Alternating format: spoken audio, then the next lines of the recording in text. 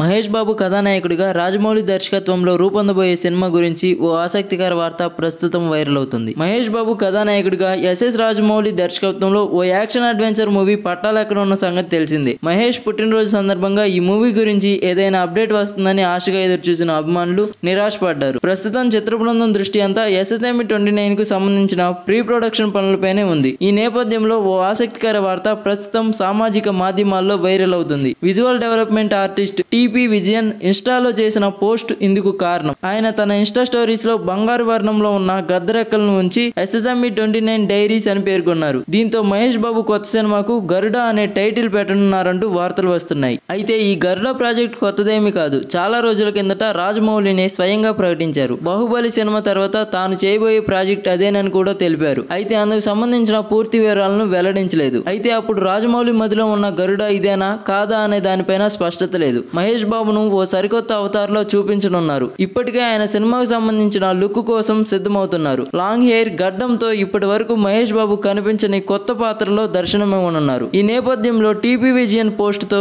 గరుడ మళ్లీ వార్తల్లోకి వచ్చింది. అయితే దీనిపై చిత్ర బృందం నుంచి ఎలాంటి అధికారిక ప్రకటన లేదు.